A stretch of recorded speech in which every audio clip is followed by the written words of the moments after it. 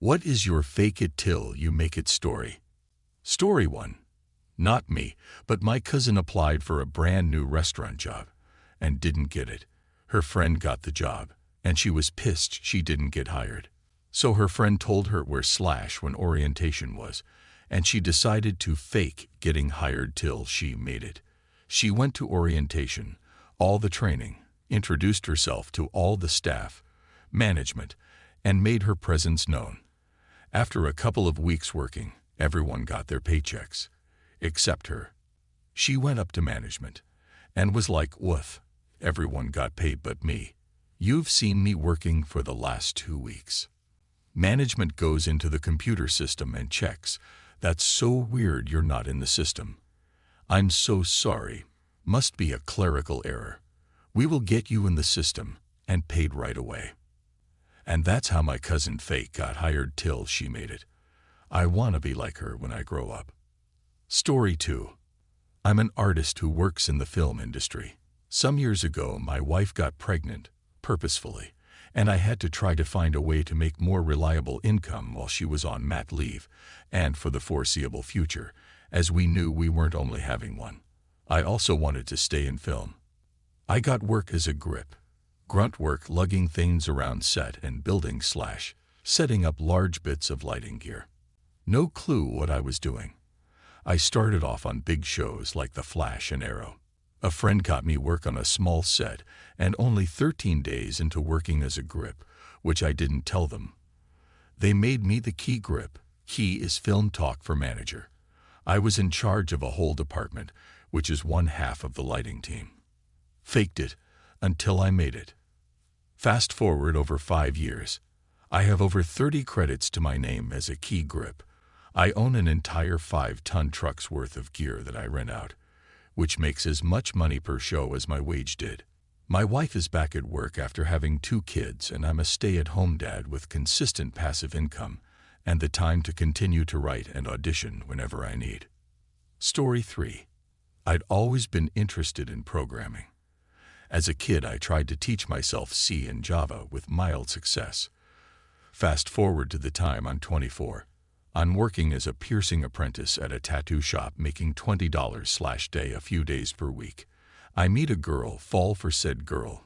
Girl ends up pregnant. A few hours after the pregnancy test, I'm applying for jobs on Craigslist, and I find a PHP job a few minutes up the road. I've worked with PHP for maybe a few hours in my entire lifetime. But it was a tiny company, and the interview wasn't technical. I lied through my teeth the entire time and got hired. After being hired, I tried to start learning PHP on the job. The owner of the company created his own PHP framework, which was god-awful, so I couldn't figure it out for the life of me. I got fired 2 weeks later. In those 2 weeks on the job, I made an honest effort to learn more about web design and development, so I offered my design services to a local web design company for free so that I could learn.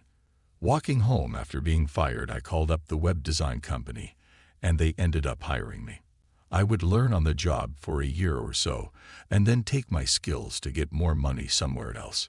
10 years later, I'm the lead software engineer on a big project making just over 6 figures. If a pregnancy test hadn't scared me to death that day, I would still be working dead-end jobs to scrape up enough money for weed and booze. Story 4. I started at a big old multinational in retail as a college dropout. I started at the lowest rung of customer service in a store. Now retail has lots and lots of staff turnover. And a multinational has a shitton of rules, or you'd expect them to have. Also, I'm not the dumbest around. Never mind the college dropout, that's another story. And well, to be fair, not everyone in retail is super smart.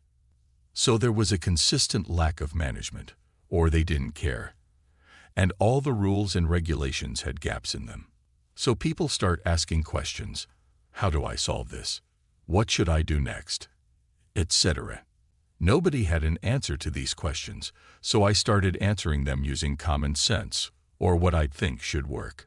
Just filling the gaps, which probably made me look a lot smarter than I am. Just faking that I knew what I was doing. So I started climbing the ladders, and I am now the senior finance and operations director for a store with a gross turnover of over 160 million euro. However, cracks are starting to show. The company got a lot more serious, and I'm surrounded by smart people with high degrees where I can't bluff my way through problems and meetings as easily. So I'm thinking of taking a step back and relaxing a bit more in a lower position. I was a lot happier then and had way less stress and way less hours. Story 5. A while ago, I decided to stop complaining about environmental destruction, climate change, etc., and ACT. So I started planting trees. Keep in mind, I had no training in this. I never even gardened before. I considered myself a brown thumb. I researched how to do it, and it seemed pretty easy, but everything died. I'd plant a tree exactly how they said, but it wouldn't survive. I had to baby them so much just to get them through their first year, and maybe half would make it. But I just kept planting and faking I knew what I was doing. Then I came across stuff by Dr. Elaine Ingham on soil science, and it kind of changed everything for me. It made a whole lot of sense. Ecosystems transition from deadland to weed pit to grassland to brushland to forest. As they do, the soil microbiology changes from dead soil to bacterial-dominated soil to fungal-dominated soil. So the correct way to plant trees is actually to transition the soil to forest soil as fast as possible. Nature takes thousands of years of weeds dying, and then grasses dying and soil life building and building to a small woody shrub, which then eventually dies, and now it changes. Now everything changes. Woody material on the ground means you and Juvis can move in. It's game over at this point, and you will transition to a forest now. So the correct way to plant a tree is to speed yourself to this point by dropping wood chips on the ground and letting the soil chemistry change. After a few months, or even better, a year, now plant your trees into the environment they want to live in. Well, that changed everything. And now I go around planting mini starting forests everywhere on my land. In wild places, abandoned lots, etc. I've seen little pockets of life. I've planted turn from a few trees to a small thicket. At this point, it's unstoppable and the land heals. It's an incredibly rewarding hobby, but one you must take very seriously. Anytime you plant something, you set in motion wheels of change, so you must know what you are planting. For this reason, I stick to local native trees, shrubs, herbs, and flowers, things that exist all around me. That's good for many reasons, the least of which isn't free genetic material, seeds, to make this hobby 100% free.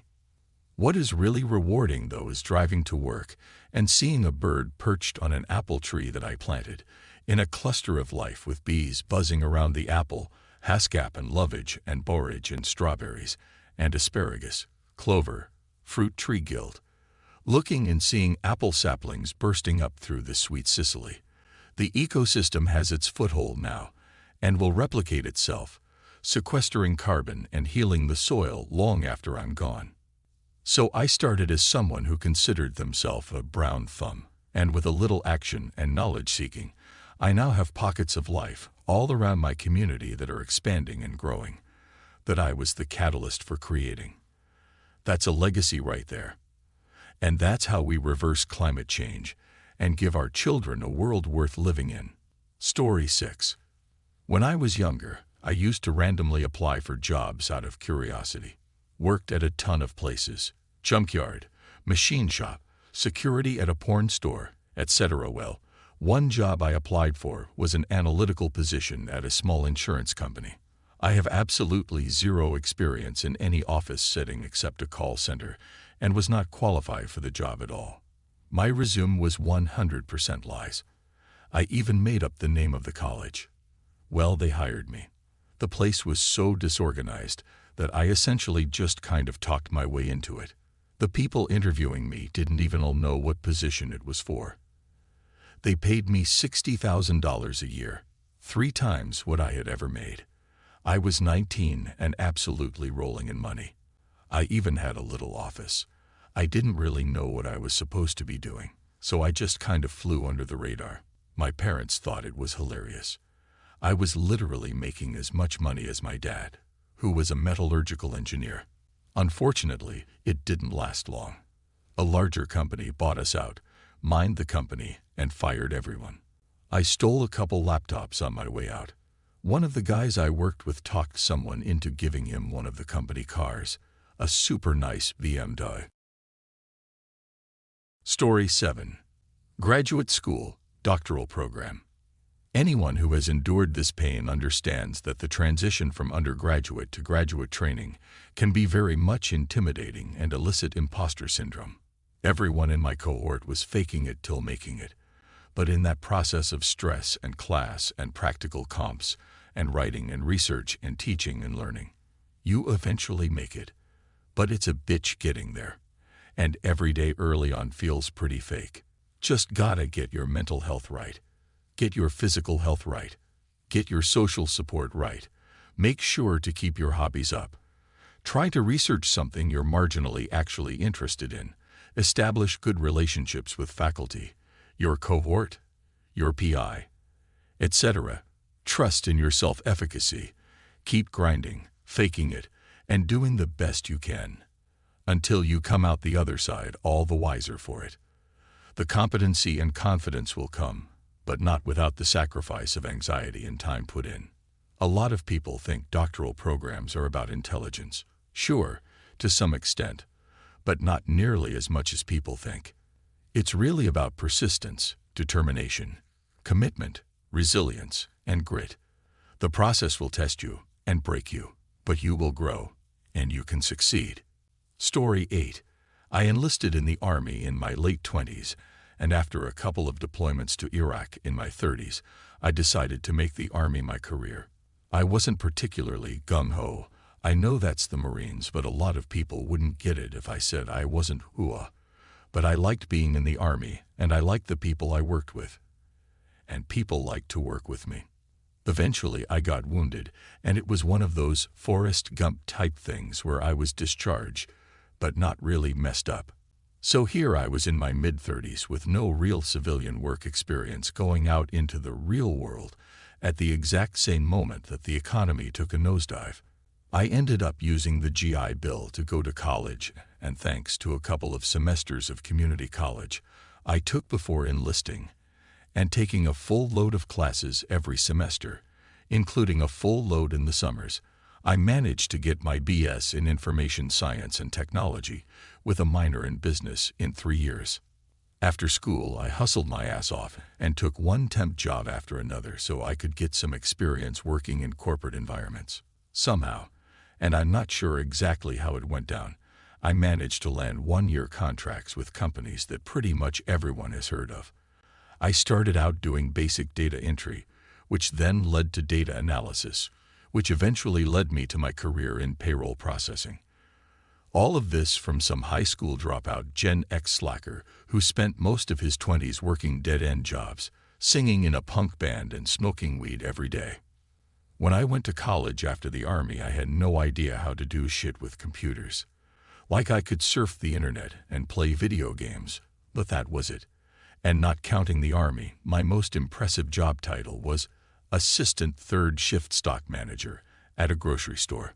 I managed to fake it until I made it to the point that now companies are calling me to lure me away from my current gig so I can head up their payroll department. Story 9. My undergrad major required a senior project. The honors college program I was in also required a senior project. Because my major was a pretty common one, the major and the honors college allowed students in my major to combine and do one project instead of 2. The project for my major required 400 hours of work/participation with a mentor and the presentation of the final project. I was also required to present my project in 2 public forums in order to graduate. Not only did I not get the hours needed, but I also just didn't present my project anywhere. Because I was split between my major and honors college, I don't think anyone took responsibility for me, and I graduated no problem. Still my best act of mediocrity to date. Story 10. Well, when I was 16, I managed to fake being sick well enough to fool a doctor. It was the end of the year, finals week. I had failed 3 classes and was at risk of failing philosophy too. Day of the exam arrives. I wake up late and start to panic. As I run to school, I'm already making up a story about how I woke up feeling sick, the usual stuff. They say I can only do the exam if I show up with a doctor's note on the same day. Instead of panicking even harder, I don't even go home and instead walk straight to a kind of mini hospital. Dunno what to call it in English. Sorry, close to home. I get there after 1 hour of walking and find out I can only see a doctor for free if I have a partner card, which I didn't have. After another 2 hours to get home, get the documents, and make a partner card, I wait another 1 hour in line to get to see a doctor. When my turn arrived, I had already crafted what I thought was a master-level narrative of how I woke up with explosive diarrhea, possibly from eating at a shitty burger place the night before. It's not so easy to verify, and is mild enough that I didn't have to appear like I was dying for her to believe me. It wasn't hard to fake a sick-looking face. I'm very scrawny and hadn't eaten all day at that point. She even measured my blood pressure and confirmed it was awfully low. In the end, she gave me the note, prescribed some medicine, and I did the exam 2 days later. Passed all the other classes as well. Still one of my proudest moments.